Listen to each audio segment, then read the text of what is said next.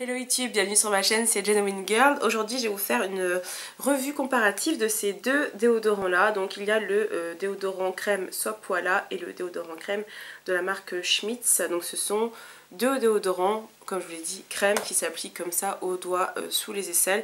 Donc ce produit là, je vous l'ai déjà montré dans une vidéo top et flop et c'était l'un de mes flops. C'est-à-dire que, je vais vous montrer le produit tout d'abord. Donc c'est une crème avec pas mal d'huile essentielle dedans. Donc j'ai jeté la boîte, donc du coup je peux pas vous dire exactement quels ingrédients il y a dedans. C'est un déodorant bio qui est, comment dire, vraiment très chargé en huile essentielle. Et en fait je vous avais dit qu'il me convenait pas parce qu'il m'avait brûlé les aisselles et je trouvais qu'il était beaucoup trop agressif pour mon aisselle, à part si je l'applique de temps en temps ponctuellement.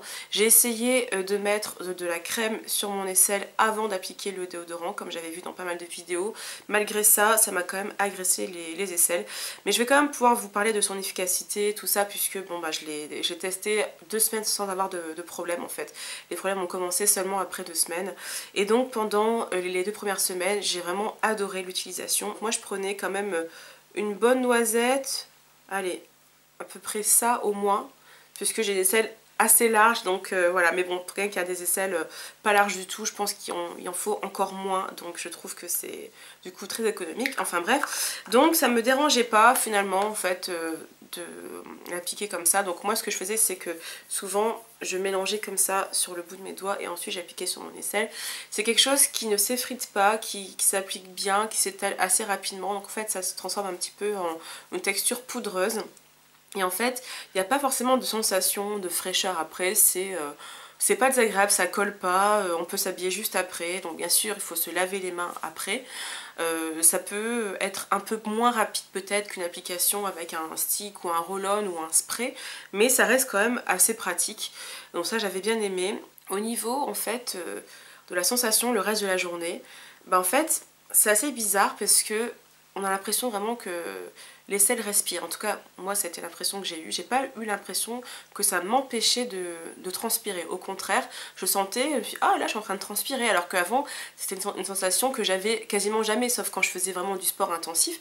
Et voilà, ça peut être désagréable un petit peu au début. Les premiers jours, j'ai eu du mal à m'habituer, tellement j'étais finalement habituée au fait de ne plus transpirer avec des déodorants antitranspirants.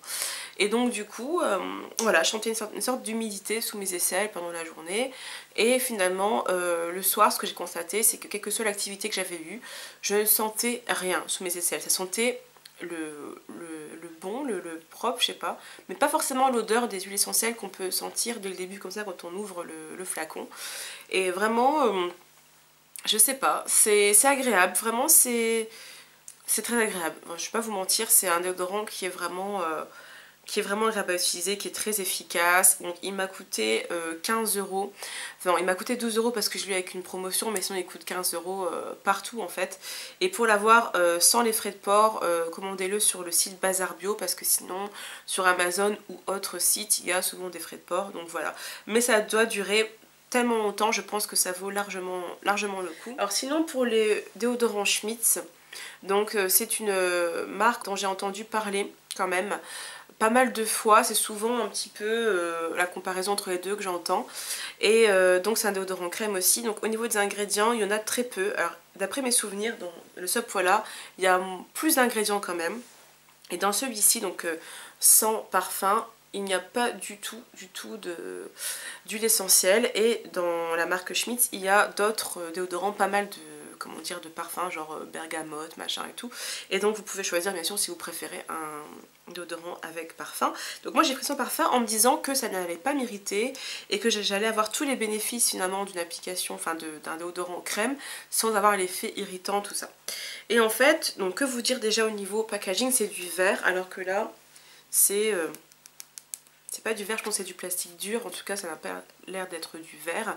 Et donc là c'est tout opaque, bleu, d'ailleurs très joli, et là c'est, vous voyez, du verre avec voilà, une étiquette autour, ce qui fait que, bon, on voit quand même que le produit, vous voyez, en dessous est blanc.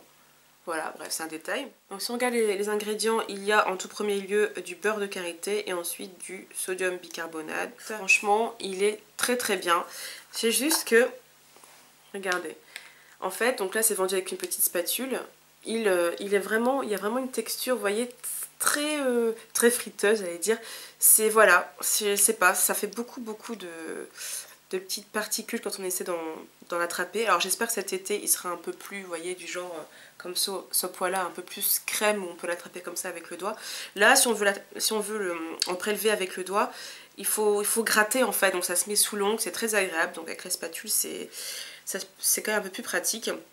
Mais en fait on a du mal finalement à doser la quantité qu'on veut prendre, puisque vous voyez on gratte, et après ben moi ce que je faisais c'est que j'en mettais comme ça dans ma main finalement, et j'estimais que voilà, cette quantité là à peu près c'était suffisant pour une aisselle, ou un petit peu plus, enfin c'était un peu plus difficile en tout cas de savoir exactement quelle quantité mettre, enfin bref, voilà, c'est pas pratique. Niveau de l'odeur, il n'y en a aucune, forcément c'est un truc sans parfum, et en fait pour l'appliquer sur l'aisselle, moi ce que je faisais c'est que vraiment je le faisais fondre d'abord au niveau de mes paumes de main, et ensuite j'appliquais sur l'aisselle. Donc c'est juste un peu plus long, beaucoup moins pratique. En fait, le packaging je l'aime beaucoup moins parce que déjà, vous voyez, l'ouverture elle est un peu plus étroite. Bon, ça n'empêche pas de prélever le produit, hein, mais le Sopoila, je trouve que c'est... Vous voyez, c'est beaucoup plus large, c'est beaucoup plus facile à prélever. Enfin, moi je préfère largement l'utilisation du Sopoila. Et donc une fois appliqué, tout de suite j'ai une sensation de frais, de fraîcheur, vraiment quelque chose de très frais, très agréable. Au cours de la journée, cette sensation perdure, vraiment c'est frais. Alors c'est à peu près la même chose que au Sopoila, c'est une sensation un peu poudrée, ça colle pas. On sent quand même, enfin en tout cas moi j'ai senti que mon aisselle quand même respirait, que je transpirais un petit peu. Et le soir vraiment, la sensation de fraîcheur est quasiment intacte. C'est-à-dire que déjà, non seulement je ne sens pas du tout la transpiration, et en plus, c'est frais, je sais pas, c'est super agréable. Donc ça, c'est vraiment un plus par rapport au Sopoila, c'est que, voilà, sensation de fraîcheur. Je me suis dit, l'été, ça doit être trop génial. Et par contre, au bout de quelques jours, j'ai eu quasiment les mêmes effets qu'avec le Sopoila. C'est-à-dire que, quand je dis les effets, les désagréments, pardon, c'est-à-dire que mon aisselle a commencé à brunir et à être très sensible. Alors du coup je pense que je dois avoir une hypersensibilité, peut-être par rapport au bicarbonate de soude, je ne sais pas. Du coup je me dis que ces deux déodorants là finalement, tout compte fait, ne me conviennent pas sur le long terme. Ce sont des choses que je peux mettre vraiment ponctuellement, mais voilà, ça m'abîme les aisselles. Je ne peux pas vous expliquer vraiment encore pourquoi. Donc c'est pas forcément les huiles essentielles, parce que dans celui-là il n'y en a pas. Mais remarque, la réaction d'irritation a été plus vive avec le Sopoila. Donc les huiles essentielles n'ont pas aidé, puisque ça m'a vraiment beaucoup plus abîmé l'aisselle qu'avec le Schmitz en fait. Au niveau du prix, je ne vous l'ai pas dit, c'est 10 € et quelques sur le site EcoVerde. Au niveau de la qualité, moi je trouve qu'il est aussi efficace, mais aussi efficace que le Sopoila. Parce que j'ai vu des personnes qui disaient que le Schmitz était moins efficace, un peu moins. Bah moi je trouve qu'il est plus efficace en fait, enfin aussi, non même plus je dirais, parce que on a vraiment l'effet, mais voilà, hyper frais quoi, c'est un plus, et moi ça me donnait l'impression d'avoir vraiment l'aisselle fraîchement lavée quoi, vraiment, vraiment propre, où je viens juste de mettre du déo quoi, alors qu'avec ça c'était juste une odeur de rien, et voilà, donc je dirais qu'il est mais largement aussi efficace, voire plus pour moi en tout cas.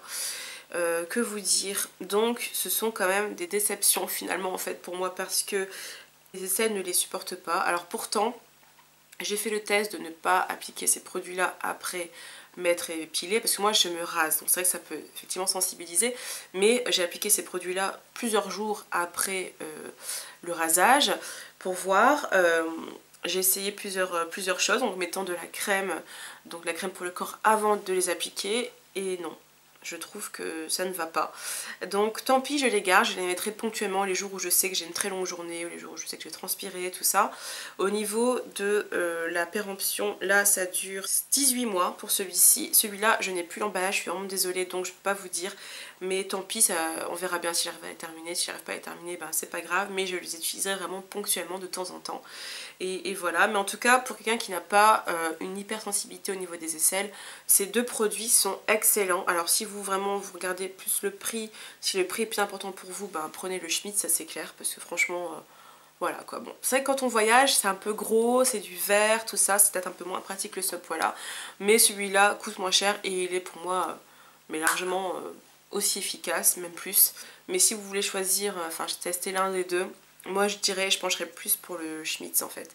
Surtout celui-là, donc le Fragrance Free, qui est quand même moins agressif finalement en fait que le Soap Voilà. C'est terminé pour ma revue, merci beaucoup d'avoir regardé, je vous dis à très bientôt, bye bye.